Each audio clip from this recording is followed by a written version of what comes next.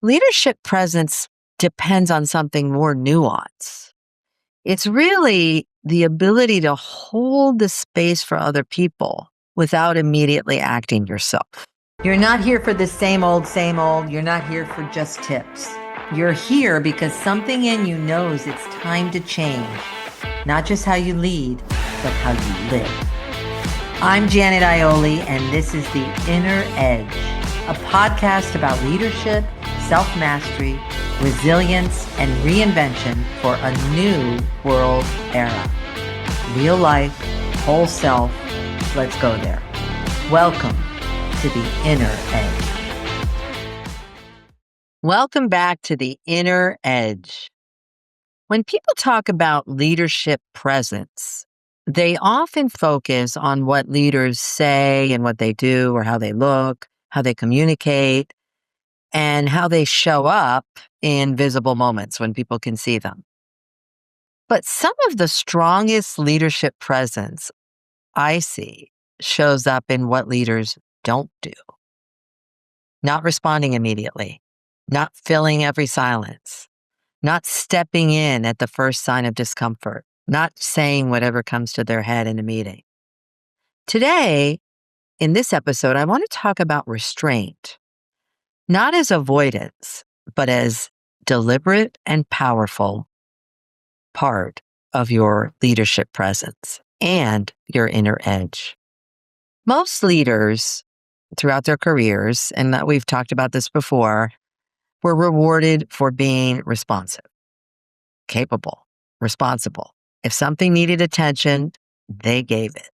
If a decision was unclear, they clarified it. You jump in, something happened, you address it, you take care of it, you take charge, gung-ho. That's a leader.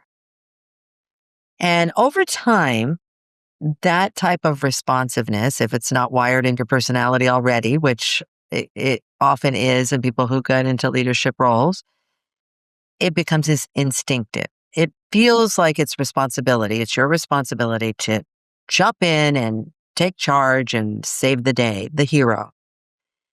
At more senior levels, though, in the organization, that doesn't work. And I've talked about that in the last episode. Leadership presence depends on something more nuanced. It's really the ability to hold the space for other people without immediately acting yourself. And that's a big shift.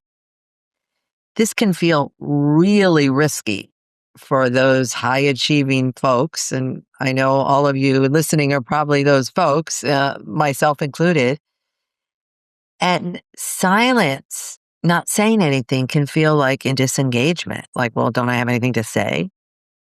Waiting for others to come up with things can feel like a loss of authority. I'm the one in charge. I'm the one who should be saying something. And not responding can feel like you're letting something slip. But presence at this level isn't the same thing as withdrawal, because that's what that seems like. It's about discernment. Discerning when something is important and when it's important for you to jump in. I've had some really successful leaders say to me, I knew exactly what I wanted to say in that moment, and I chose not to say it. It wasn't the right moment. What's interesting is when they're describing that, they don't describe that choice as holding back or that they don't have authority.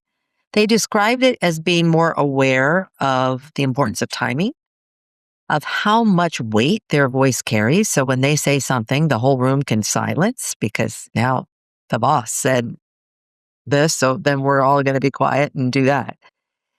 And what might happen if they just sat back and let the conversation develop a little further first, because something might emerge that they didn't even think of. And so that's what they mean, or that's what this person meant when he said, I just chose not to speak. That awareness is mature leadership presence. Restraint becomes useful when leaders understand why they want to speak or act.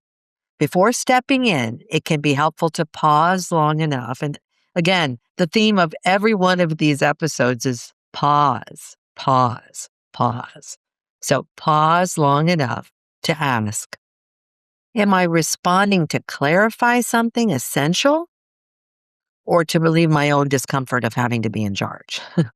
Will my input here open the conversation or will it close it down? And you'd be surprised and you think you're having a friendly debate, but your title bears a lot of weight and people will close down if you say something that is definitive and it takes over the conversation. Another question, is this a moment where my voice adds direction or where it might unintentionally shut everybody down? These questions aren't about second guessing yourself. They're about being intentional, understanding the weight of your role, understanding what your role is at this point, and about pausing and really intentionally leading. Leadership presence grows when leaders trust that not every moment requires their voice. It's not all about you. And that sometimes waiting increases your influence rather than diminishes it. Because what you've done is you've masterfully allowed the room to come up with what's next. It doesn't have to come from you. So if leadership presence feels quieter than it used to now, that's not necessarily a bad thing and it's not a loss. It may be a sign that you're learning how to choose your moments more deliberately and that your leadership has matured. Sometimes the most powerful leadership presence is what you don't say. And that is part of the inner edge.